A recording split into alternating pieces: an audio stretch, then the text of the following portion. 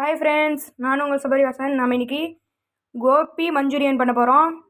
ஒரு காலிஃப்ளவரை கட் பண்ணி சுடு தண்ணியில் கல்லுப்பு மஞ்சத்தூள் போட்டு 2 நிமிஷம் ஊற வச்சு எடுத்துருக்கோம். வாங்க இதுக்கு தேவையான பொருட்கள் பார்த்துடலாம். இஞ்சியும் பூண்டியும் தனித்தனியாக அரைச்சி வச்சுருக்கோம். தூளுப்பு, காஷ்மீரி சில்லி பவுடர், கார்ன்ஃப்ளவர் மாவு, மைதா மாவு, அரிசி மாவு, சோயா சாஸ்,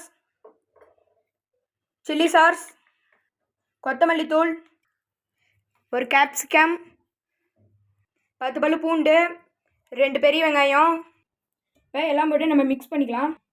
இஞ்சி பூண்டு பேஸ்ட், காஷ்மீரி சில்லி பவுடர், கொத்தமல்லி தூள், கார்ன்ஃப்ளவர் மாவு, அரிசி மாவு,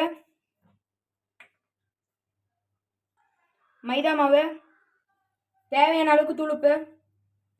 இப்போ நம்ம காலிஃப்ளவரை ஃப்ரை பண்ண போகிறோம். வாங்க ஃப்ரை பண்ணிக்கலாம்.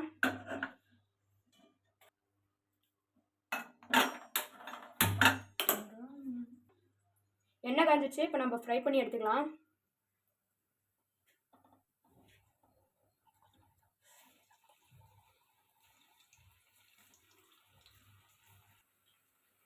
பாருங்க, வெந்துருச்சு. இப்போ நம்ம எடுத்துடலாம். சலசலப்பு அடுங்கினா நம்மளுக்கு வெந்ததுன்னு அர்த்தம். இப்போ எடுத்துடலாம்.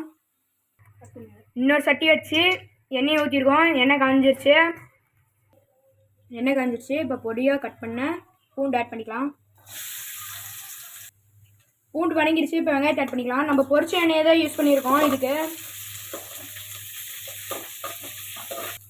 கோபி மஞ்சூரியனுக்கு வெங்காயம் நல்லா வணங்கணும்னு கிடையாது.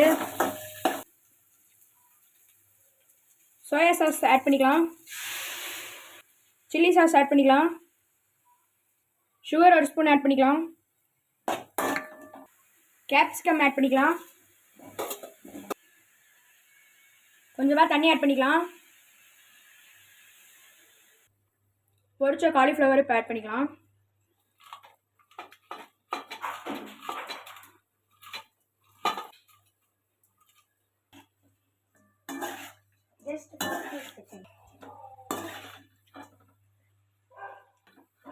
இப்போ காலிஃப்ளவரை போட்டு நல்லா மிக்ஸ் பண்ணிகிட்டு இருக்கோம். காலிஃப்ளவரும் நம்ம செஞ்சு குடமிளகா, வெங்காயம், நம்ம ஊற்றுற சாஸ் எல்லாம் காலிஃப்ளவரோட மிக்ஸ் ஆகிற வரையும் நல்லா மிக்ஸ் பண்ணிக்கலாம்.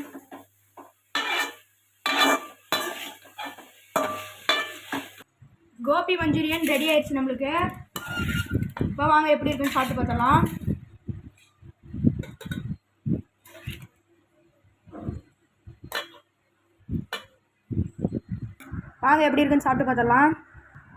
சூப்பராக இருக்குது. நீங்களும் இதே மாதிரி வீட்டில் ட்ரை பண்ணி பார்த்துட்டு எப்படி இருக்குன்னு கமெண்ட்ஸில் சொல்லுங்கள். லைக் பண்ணுங்கள், ஷேர் பண்ணுங்கள், மறக்காமல் சப்ஸ்கிரைப் பண்ணுங்கள். பை ஃப்ரெண்ட்ஸ், அடுத்த வீடியோவில் பார்க்கலாம்.